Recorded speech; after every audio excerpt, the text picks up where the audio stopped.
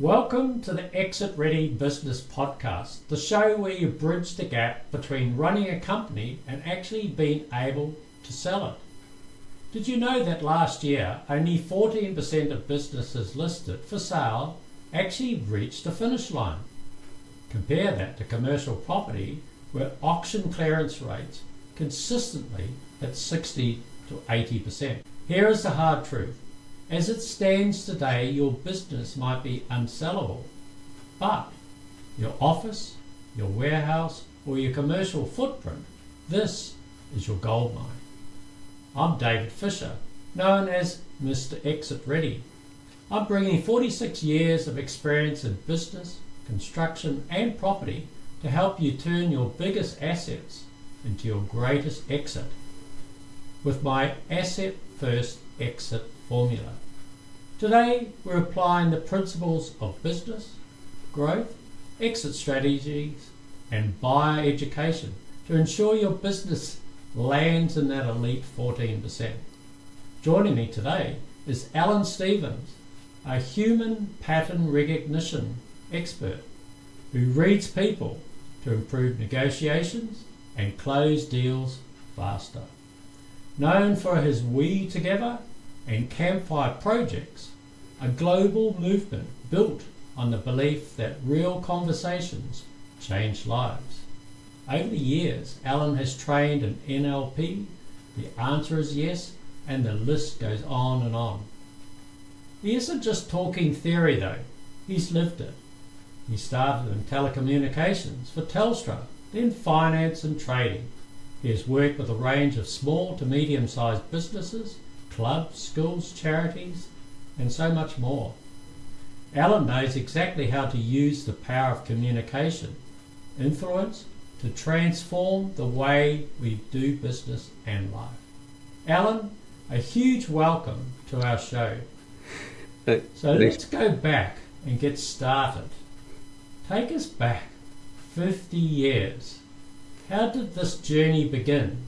And what were those first critical lessons that shaped how you see business today? Well, first of all, David, thanks very much for the invitation to come and chat with you. And I'd love to point out the work that you do. Most people get into their business and they forget about what they're going to do when they get towards the end of it. That exit strategy is so important. But where I started, I'll take you back to 70 years ago when I was very young. Grew up without a father, grew up fairly as much as a very lonely person on my own, a bit of a loner. And through that, finally got to the stage where I did join the Postmaster General's Department, which became Telecom, and then finally became Telstra. And I came from Sydney to Newcastle on the day it became Telecom, and I took redundancy from them here in Newcastle on the day they became Telstra. And in that period of time, when I first came to Newcastle, I was put in charge of men who were older than me, and I had to get them on side. My second in charge was 38 and I was 23.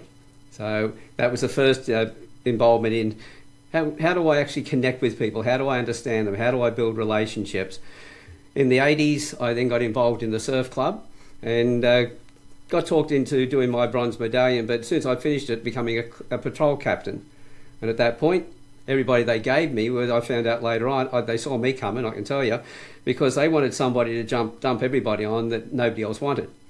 And so that became my first role in the surf club as a patrol captain.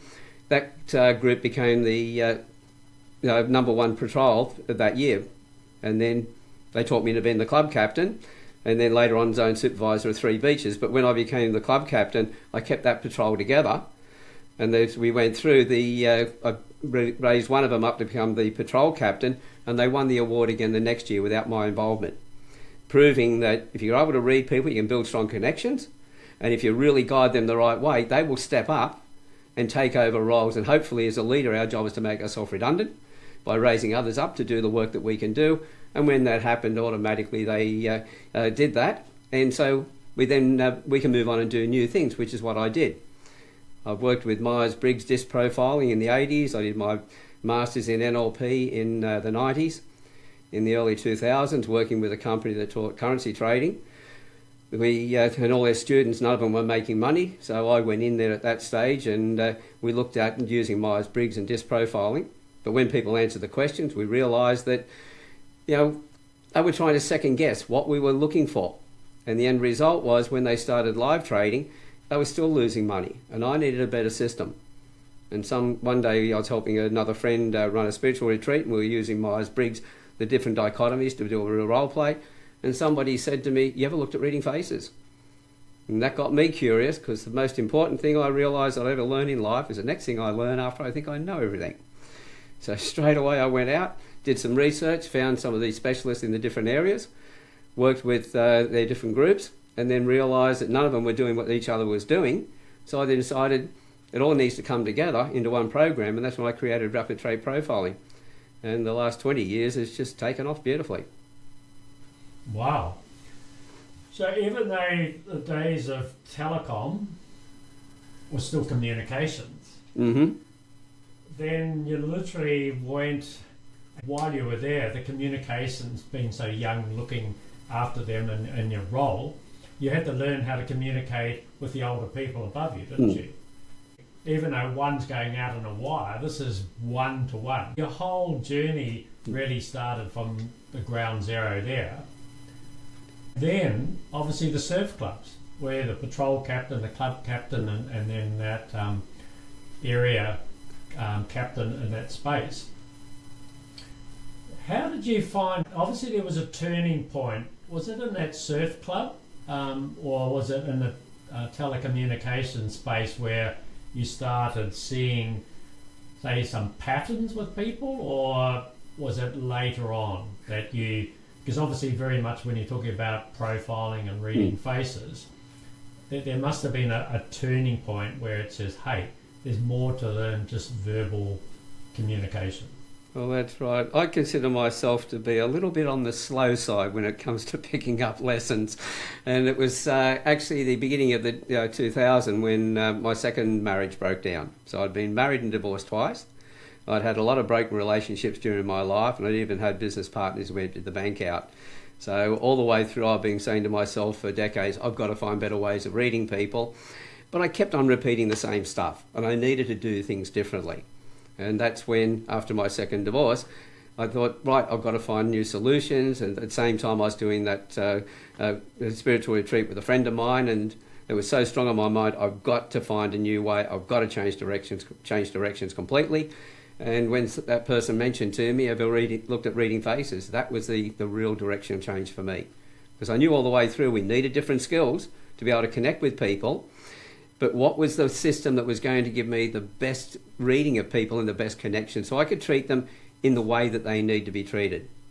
You know, we're always told, treat others as we would have them treat us. Now, that was the problem with that is, that's when it comes to, that's a golden rule. That's when it comes to respect and things like that. But the platinum rule in communications is treat others as they would have you treat them. So you need to be able to recognise their personalities, understand how they like to be connected with, how they like to be treated and all the rest and spoken to, and match that. You're not changing your personality, you're just showing respect for the other person to be able to create a relationship. Because at the end of the day, if you can't create a relationship, no matter how good your products and services are, you're never going to get the chance to show people how good they are. So they're equally important, all those three things, but you've got to have the relationships first. They're the priority. So talking about relationship, obviously we're in a business exit show. During the journey of our clients of going through that sale process, this is a very emotional time. This is their baby they've created. This is the example of, with a business we've had for say 20 years, they can't quite let that go. Their identity between themselves and their business is joined together, and they can't sort of divorce that or divide those two in that sort of spot. Then obviously that journey that they have to go through with the buyer, I need this, I need that, and all the rest of it. Everyone that goes through that journey, all of them say it's actually easier to get divorced than actually sell a business. The ones that have got their businesses all correct and they've got them all lined up, don't say that. But the ones that are going through that process, and that's why that number is so low, that 14% is still very relative to the seller pulling out, the buyer pulling out, even though there might be a sellable business, and then everyone giving up. So what sort of advice can you give to our listeners, because this is why they listen to this show, because they're going through this. Some haven't started and they're scared, some people are right in the middle of it, and some people have got to the other end. If we've got to the stage that someone's in that negotiation phase, what would be some recommendations that you would suggest to our listeners? Well, there's a whole mass of things that come in at that particular point. There's things like, who is it that's going, I've spent all my life building this business to a certain level. This is my baby. And as you said, it's harder for some of those people to let their business go than it would be to divorce their partner. And so that being the case, they're worried about who's going to take over their baby. That connection with that person is so important. How are they going to run this? Are they going to run it similar to what I did? Or are they going to run it into the ground? Have they got new ideas which I don't agree with, etc.? Because even though they may have sold the business, they're still connected to it emotionally. At the same time, they need to know, well, what is it I'm going to be doing when I do retire, when I sell the business? How have they thought about that strong enough? You know, they might have been getting pressure from their partner saying, hey, you get into that stage of life, you should sell up, take the money and let's go out and enjoy ourselves. But enjoyment to your partner might be something completely different to the enjoyment to you. This is why the first thing, when it even comes to connecting with people and reading people, you have to know yourself first. You have to know why you do the things, what you're really passionate about, what's the light at the end of the tunnel that you're trying to create. You know, is that something I really do want? Who's going to be involved in that as well? Because a lot of people are worried that, well, if I sell the business and my partner then goes, where am I? Am I out on my own? I've got nothing. So there's all those sort of things. You've got to look at the situation you've got right now, the people around you, the connection you got there. But you're also, in getting your business ready for sale, if you know your staff really well, because as I said, if you want to work on your business, you've got to have people in the business working in it, which means you've got to have people who are loyal. So you can go on holidays and they'll keep working. The company will not only survive, it will grow in your absence. So one of the things before you even get to that stage is making sure that you've brought your people up to the highest possible level, their personal levels, and so that they're efficient and everything else, so you've got something more valuable to sell. But that will also cause problems as well, because as you're doing that, now you're even more invested in the business, because you see, oh, I've just grown it from this to this, you know, there's a big massive increase. Oh, what's it really worth now? Can I take it further, etc.? So they've really got to know what not just their exit strategy, but what are they going to exit to? What's it? Yeah, 100%. And that's why we obviously, or one of our companies is Business Exit and Beyond. So, as you were saying before, if you know where you are now and you know where you're going, and part of that, as we were talking, was about the identity as well. So when you first mentioned we were both talking about the baby of the business, the first place that you can start letting go is in relation to that, isn't it? But then you need to know where you're going to go. That's it. So how do people unlock that part? That's a very, it seems like a big mountain, a big wall that just stops people at that point, and then they freeze. Yeah, well, if you got the partner and that wants you to close the business down, you've been thinking about all the people around you saying, hey, you've worked all your life, you should go and enjoy yourself and everything else. You first of all got to work out, is this something that I want to do, and why do I want to do it? Have I been listening to everybody else? Like when we're young kids, for instance, and we're looking for what careers to go into, we listen to all our family and friends and everything else, and they tell us, oh, go and become an accountant because you'll make a lot of money, or become a psychologist, etc. Yeah, we need to make a lot of money because we're so miserable in the job, we need the money for medication to keep surviving. So it's a case of how passionate am I about where it is I'm going to.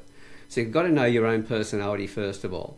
If you're somebody who enjoyed being at home when you're on holidays, etc., world trips with your partner is not going to be your answer. In fact, you're going to find that stressful. So you really need to understand your own personality first of all, so that you know the things that you like doing, etc., and at the same time then see how that actually meshes with your partner. Because I don't know how many wives that have said to me in the past that their husband, they wanted him to retire and everything else, and when he did, they couldn't wait for him to go and find something to do because he was driving them nuts. And so being able to understand exactly what do I really want to do and who am I going to be doing it with, getting that right first of all is the most important part. That's a big one, isn't it? As blokes, we can talk here we are. We all need a project, don't we, of some sort? Oh, that's right. You know, how many guys go and join men's sheds and things like that? We need to have connection because we've just spent, in some cases, 40, 50 years in a job that we've worked our tail off, and then there's our identity in that because, that's the way we were designed. Men were hunters. We were the providers. We had to have a project that we're interested in. If you don't, take all the projects away from a bloke and watch how he vegetates and wears away. It just rots away very quickly. We need activity. So you've got to have something designed for where you're heading to, and it's got to be something that gives you a passion and a drive to and a zest to go and do. Because that's really interesting. Obviously that number of 14% is very low, right? But then the other number is that 75% of that 14% regret that they've sold 12 months later. Out of that, 75% is not financially. They've lost their, like you say, their identity. They've lost their community, I'll call it. So in their business, they've lost. Literally, they've lost their vision, their purpose, their mission. All these things, when you talk about whys and passion and all the rest of it, they've gone home. They have climbed into the environment of their wives now at home, and now they want them out. Then they get lost because they feel rejected, don't they? That's it. See, how many men who take forced redundancy, for instance, completely lose their way? The amount of men who then top themselves because they've lost their identity completely. So you've really got to know, well, as I said before, we keep harping on this, you've got to know where you're heading, etc. You've got to understand why you've been in this business in the first place. What's holding you in here? And if that's something you can't let go, then you're better off sticking with it until your demise, so to speak. But the thing is that we also need to value ourselves and be able to find things, because just having the job and that being your total identity, that's not good for us. Because as I said, those that have found they've been forced into redundancy and that was their total belief around themselves, their identity was the job they were doing. Because how many people, when you ask them, well, who are you, etc., they tell you what role they had. I'm an accountant, or I'm a psychologist, or I'm a whatever. Because that's what they attach their identity. We attach our identity to the things that we do, not who we are. And that's where a lot of us blokes go wrong. Women are better at this, but most of the men, we're not really designed that way. We were designed to work our tails off, get into a career, work our tails off through life, or open a business, etc., and retire at the end of it with money in the bank, whether it be a superannuation scheme or a sale of your business, etc. And then what? Nobody talked about what happened after that. All I heard from people when I was growing up, from other men, was, and then enjoy your life. Well, I thought, well, how do I enjoy my life? What are the steps to doing that? Which is a statement with no value added to it. That's the interesting part. Even the word, we're going to use the word successful, which is very subjective, of course. It's no point having $1 billion in the bank if your health is so bad that you can barely walk and do anything with it. But then it's the opposite, that you got nothing in the bank, you got all the health in the world. So it's kind of like the whole concept of the wheel of life. But as you were saying before, we've just focused on that only one cog, haven't we? And unfortunately, a lot of men are not in very good physical and mental condition at the moment because of that. And this is why you're getting these huge numbers. These 75% is the ones, like you were saying, that go into depression and all the rest of it. It's totally devastating. But when you look at what we're actually created for, and I'm going to use a biblical concept because in the Bible there's no such word as retirement. So whether you believe in God or not, there wasn't, the concept of retirement was never part of what we were designed for, as you were saying before. When you apply those sorts of principles, really, that the older people, what did they do? They changed their role, so they transitioned very much so. So they became the wise men and women of the time. I just look at it, all of these years of what we've done, and then we have this hypothetical 60 to 65 that we retire. We've built up all of those years of experience and knowledge and wisdom, and we're just going to close the door. And when you go back to those other principles, they pass them down to the next generation. Now, and I see it now that all of these things are possible. All of these, we can have mastermind groups, we can do coaching and consulting or whatever, but I believe we're at this crossroads with AI and everything else that's in it, that we need the human connection more than ever, because our young ones are struggling with communication, where they literally are sitting in a cafe texting their friends or whatever across the table, and they're not even talking. Now we've got the robots are coming and everything else, and everyone's frightened, and literally they are coming. They're already here in some cases. So you can see that this is actually getting worse. So really all of us, and I'm in my 60s and I think you're in your 70s. Yep.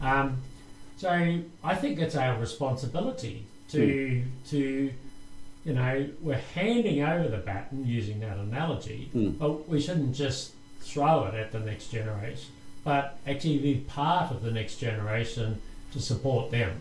That's it. What sort of advice have you got on that?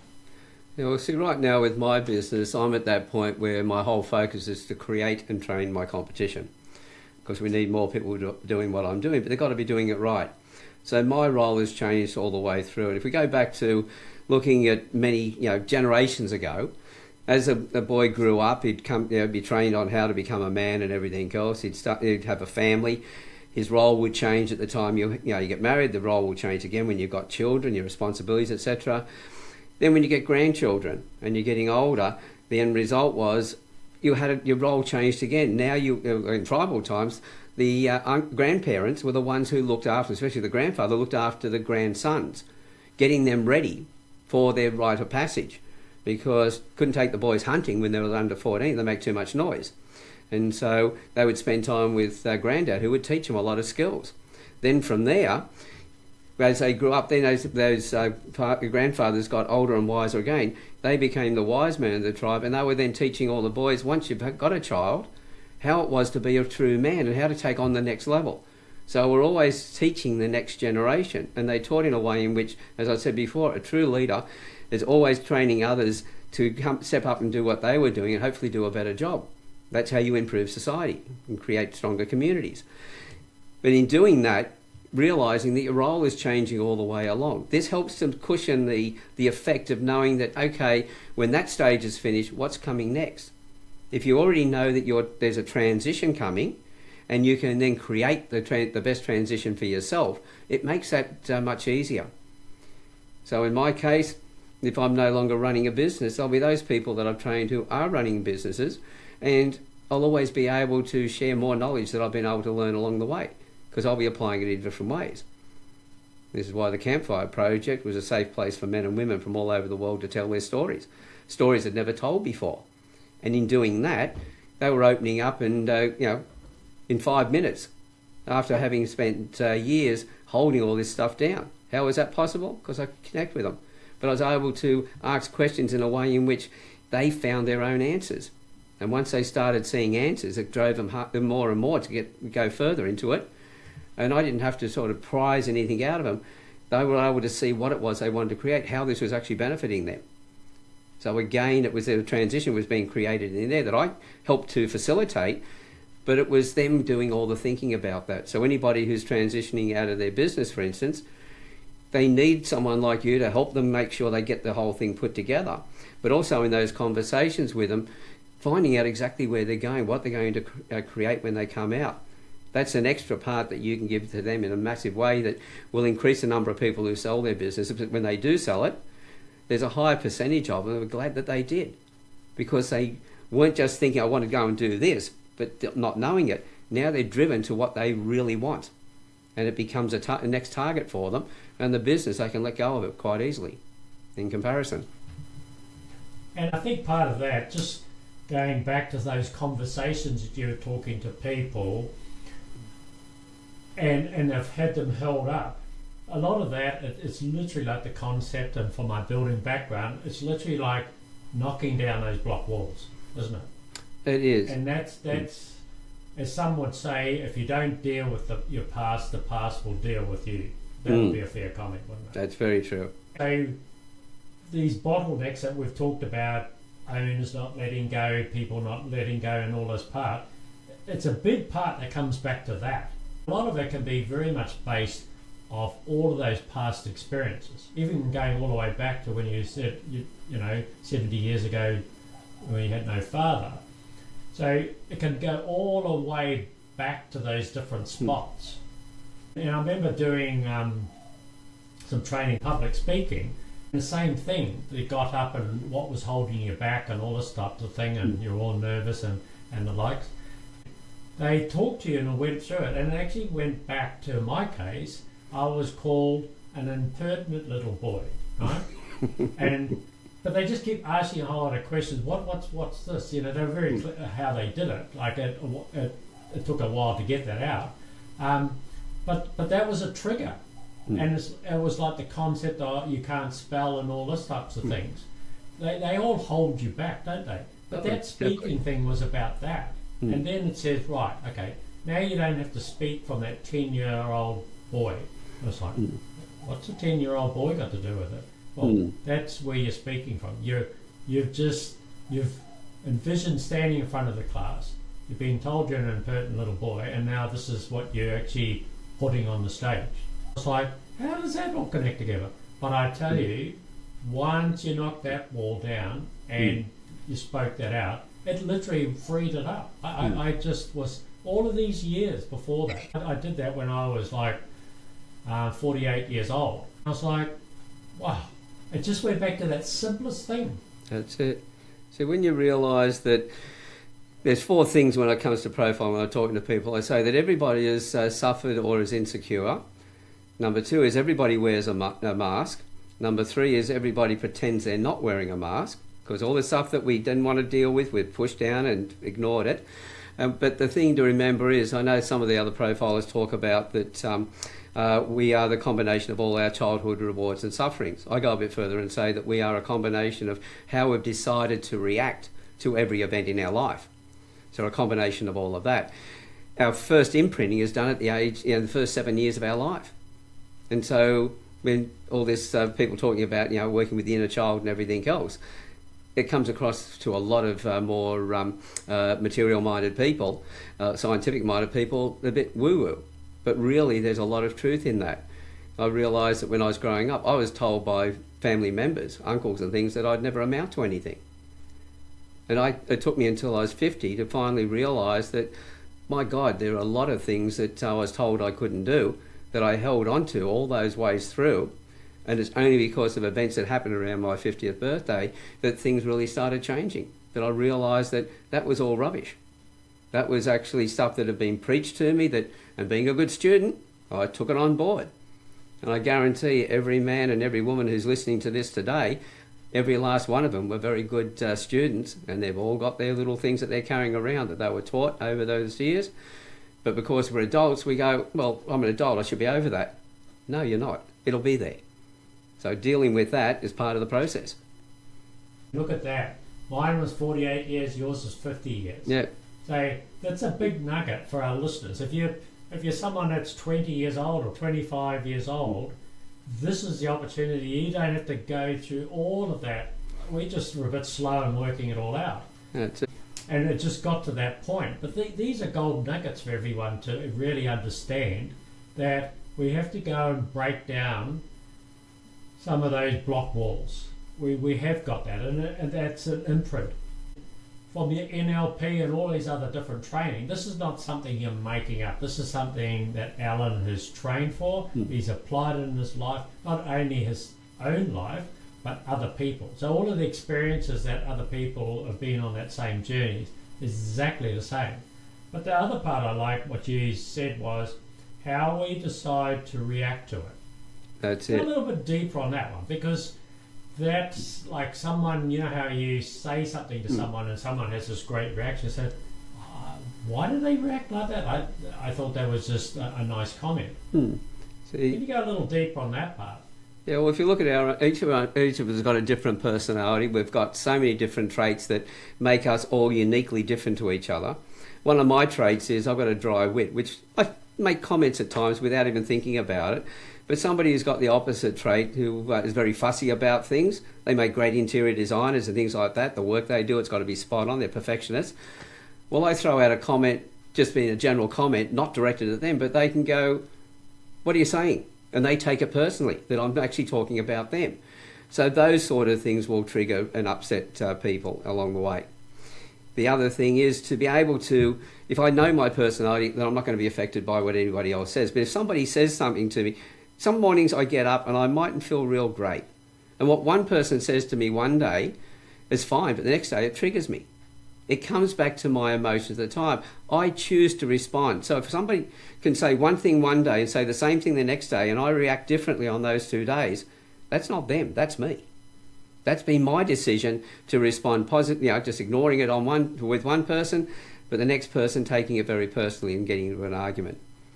So that's one of the reasons I realised that nobody ever does anything to us. They do things around us. They may say something, but how I decide to respond to that's my choice, not theirs. Somebody could stand in front of me and say, I'm ugly, or whatever it might be, and I go, well, I'm no good at being a father and things like that. I can just look at them and go, well, that's your problem, not mine. Because I know the life I've lived, I know the interconnection I've had with people. So because I'm older, I've got more examples of where I've got proof that a lot of things that people throw at you aren't real. But for the younger people, again, it's still their choice. The more they understand is that the other person, there was an old saying, somebody I was talking to one day said, when somebody's pointing at you, there are 3 fingers pointing back at the real problem. And that's one of the things, it's like holding a finger up like a gun and the fingers are pointing back at you. And it is. If somebody's got a problem, it's their problem. If somebody says, I've got a problem with you, I go, well, you've just stated the facts, haven't you? You've got the problem, I haven't. So whether I decide to pick it up and run with it and get involved in it and get all upset about it, that's my choice. And so I can choose not to pick it up. So I can just sit there and laugh, which in a lot of cases drives people nuts because they want to upset you. And if I'm not playing the game, they get upset with it. Well, that's your tough luck. And all of this is so applicable even in the negotiation rooms, isn't it? Exactly.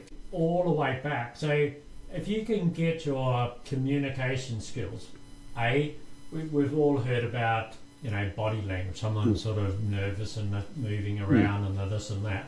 So, but people then are quite careful in how they sit down now, they don't do this and whatever. But their facial side is, you can say a comment and you can read their face.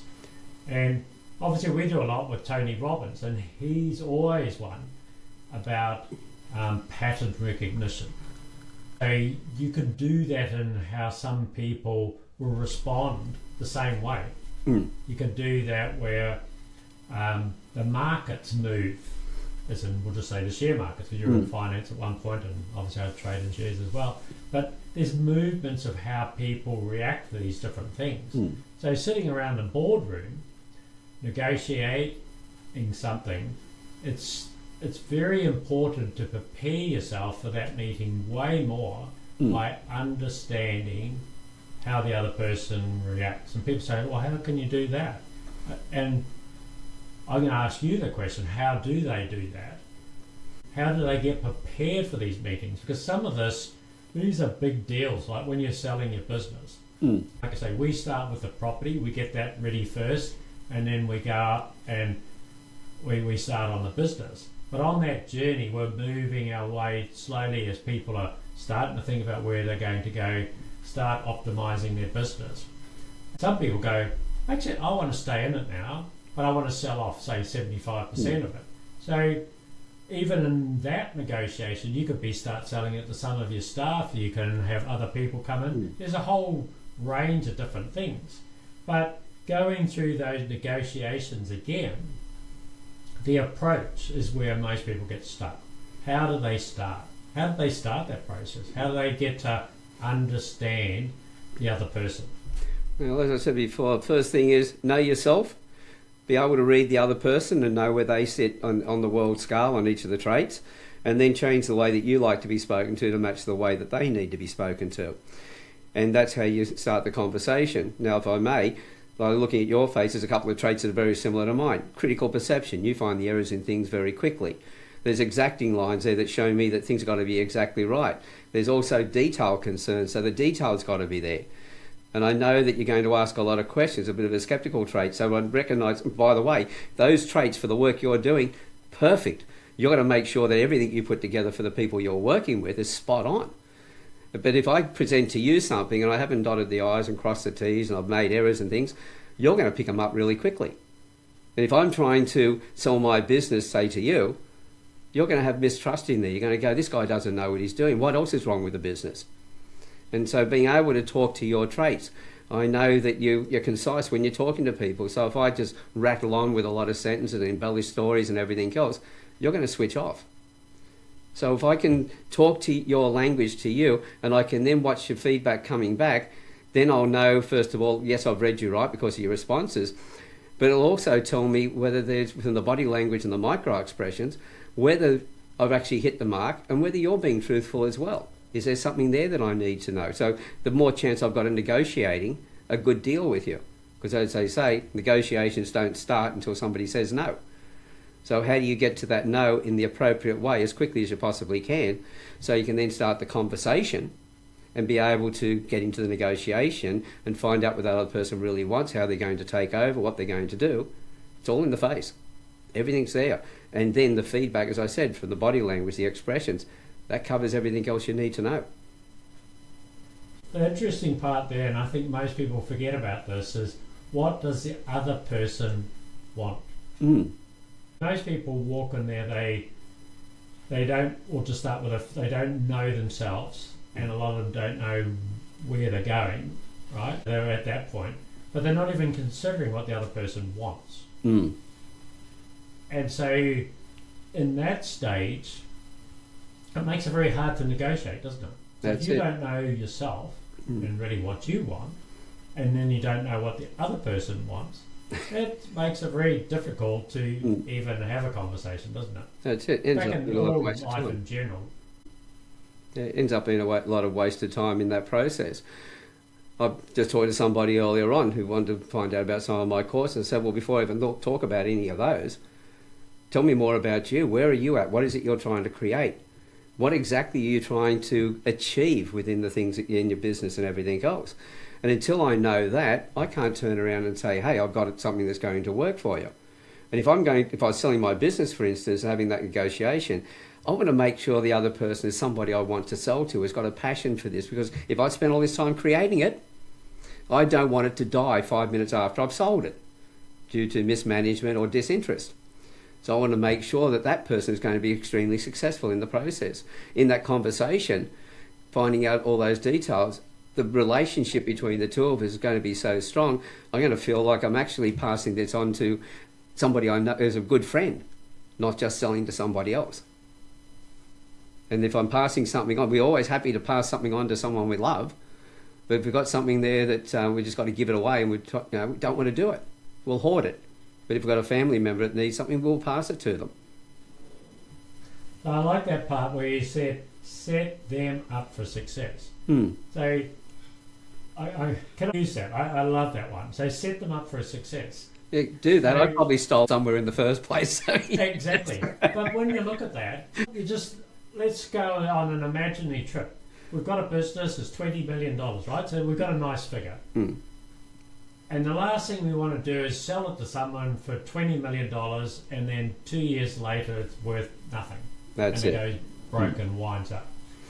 If you look at that, like I say, I've actually sold out of businesses myself, and one of the construction ones in New Zealand still operates today, so I'm excited. So I go back there every so often and there they are. And I totally understand that process. Instead of trying to squeeze the last out of that buyer, set them up for success. Yep. Because as you go through the handover stage, which typically can take, the worst one I've ever been involved in was 6 years, but That's not recommended, but generally it's like a 12-month period. It's the same thing. There's a lot of numbers that get tied up in this process. But every day, if you walk into that meeting and think, how can I set them up for success? You're going to get every dollar that you walk out the door with, right? You're going to know when you leave that that person is set up for success because you've given it all. You haven't just stopped and said, I've sold the business, I'm done. I'm really, for our listeners there, just if you don't set them up for success, then all of your hard work goes down the drain. That's it. You might run off with the money, but a lot of the time there's value buyouts in that process. So you're going to get a reduced payout as well during that 12-month period as well.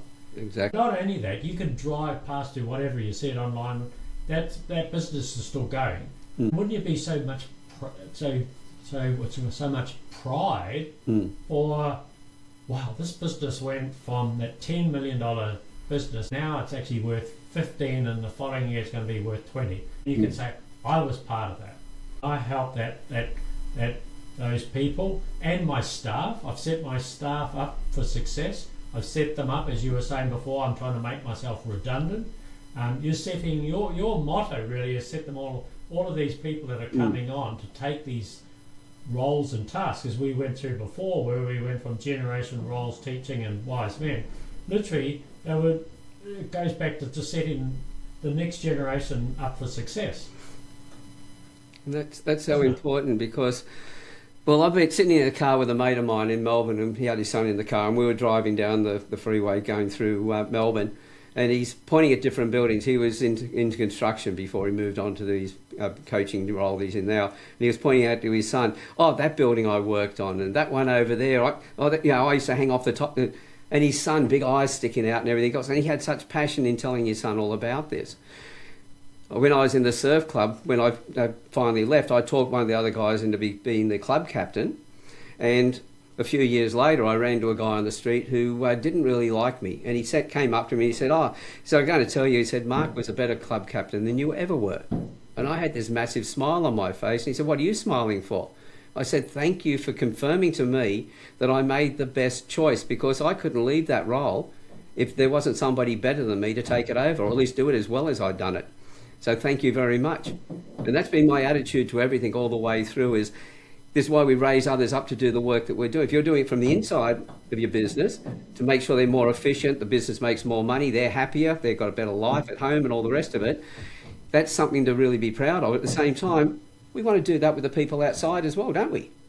We want to have that with the people who are buying the business. We want them to be successful. So we can look at it and go, right, I created something fantastic. I built it from the ground up, and I had the wisdom to pass it over to the right person who's taken it to the next level again.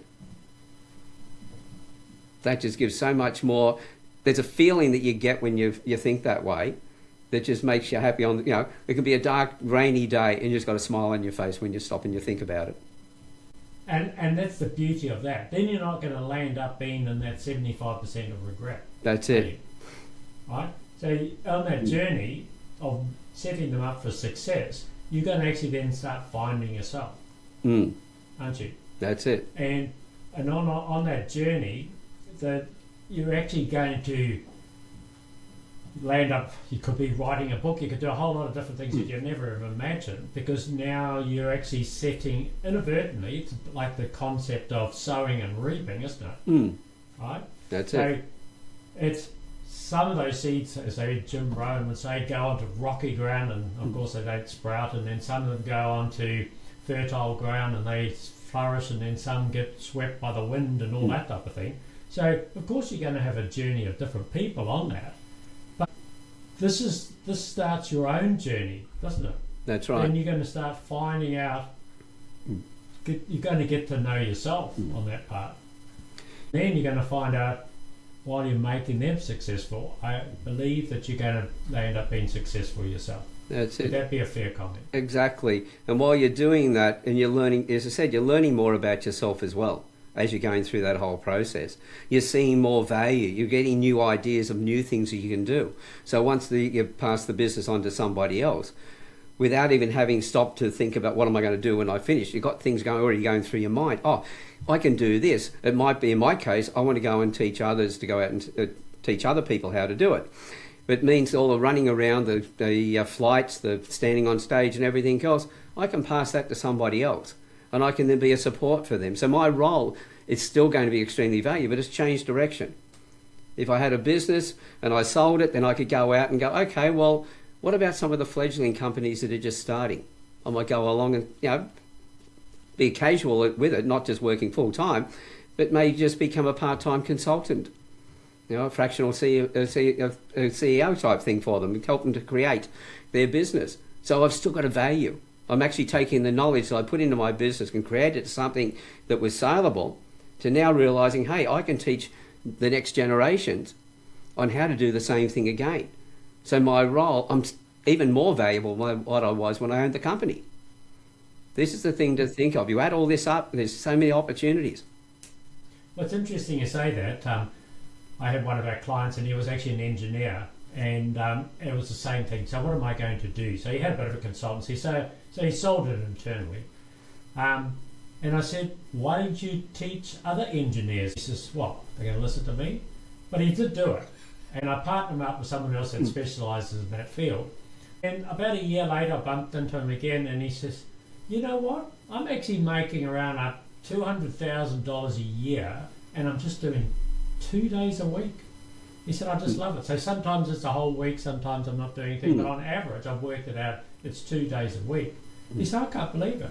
I said, yes, that's from all of those mistakes and everything else, that this is the greatest value that we can pass on to that next generation, that they don't have to go like us, that 48 years to work in 50 years and all this sort of stuff. This is what you've gained in all that time, and now you're rewarded for it. That's it. You don't have to rely on a pension. You've got a purpose in life. You can still do what you want to do with different things. He had actually started up golf. He had never played that before. He had a range of different entities. He enjoyed travel as well. So he mixed all of that together. He said, God, jumping on Zoom, and I'm in a different country and all the rest of it. I'm working at the time frames and the likes, you know what I mean? It was a new world to him, but he was excited. He was talking about doing a podcast, and I said, look, if you ever want a hand with that. So the world slowly opens up to the possibilities. That's it. Of what you can do, and then the creativeness comes out of you. And it's, I believe that we just, when we say, oh, I'm no good at writing a book, why?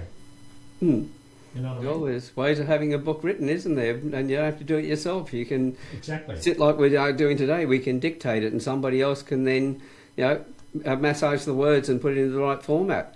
It's still your work. This is the thing that people think that, well, I've got to do this because we've got a limited belief around ourselves and what we can do, but not realising that, well, we've worked with other people. People have been in our business. They've helped us to grow that business. We've provided services to other people. Whether you think you're independent, we're all interdependent with each other. We're all connected to each other. Nobody's an island. And once you start looking at those different aspects and you realise, well, if I just look at myself and work with other people, there's so many more things that are coming up. I latch onto those new ideas that come forward and expand on those. There's no limitation to what you can achieve. Oh, 100%. So to wrap up our show today, we have covered a huge amount in this time. And I always ask this question. And what would be 3 or 4 nuggets that you could share with our audience? Because we've covered a lot of ground here. And obviously I've got my favourites, but if you can share, say, 4 nuggets, because it's a big conversation that we've had for our business listeners of as they're going through this journey of the exit, for example. Well, as you've said, there's been a lot of things that we talked about today, and it's a case of, there was an old story about Bruce Lee. It said to some of these people around him, he said, look, what you do is you take everything in that people tell you. Don't ignore anything. Take it all in, and then work out what serves you, ignore what doesn't serve you, and put your own flavour on it. But I've already mentioned one that goes along with that earlier on, which was the most important thing you'll ever learn is the next thing you learn after you think you know everything. So what you do is you keep an open mind, you take it all in, put those two together. There's an Arabic saying which is trust everybody but lock up your camels at night. And I latch that onto that as well, because if you listen to everybody, be open, be investigative. You know, if you're going to be a skeptic, ask questions to understand, not ask questions to try and put it down. And in doing that, take it all in and work out what actually works for you and what doesn't. At the end of the day, and also trial everything that we've talked about today. When I grew up, my mother used to have a favourite saying, and that was the proof of the pudding is in the eating. So she could talk about the ingredients and everything else you put into it, and somebody else would get the same ingredients, try and follow the same recipe, and theirs could be a disaster. It was when somebody actually sunk their teeth into it, got it on their taste buds, that's when you knew whether it was any good or not. So one thing I will do for all your audience, and that is, there's a free course I'll give you a link to, and I say to people, I've talked about profiling, being able to look at someone's face and know their personality at a glance without asking a single question, and being able to start your conversations from there and all the rest of it. The only way that you'll know how good that is to test it for yourself. And that free course has got a couple of traits in it that you can go out and practice and have a bit of fun with. So at least if nothing else, I guarantee you'll have a bit of fun. Thank you, Alan. That's a gold nugget in itself, isn't it? That's it. And it goes back to the concept of just getting to know yourself, isn't it? In That's the very first step. That's the biggest hurdle. Yeah. Yeah. So, well, thank you for that. So this brings us to the end of today's episode. A massive thank you to Alan for sharing 5 decades of wisdom, experience, knowledge, not only with human pattern recognition, but that whole journey. He's been through the ins and the outs himself, so he understands every little step of that. But if you found this conversation really valuable, please subscribe and leave us a review.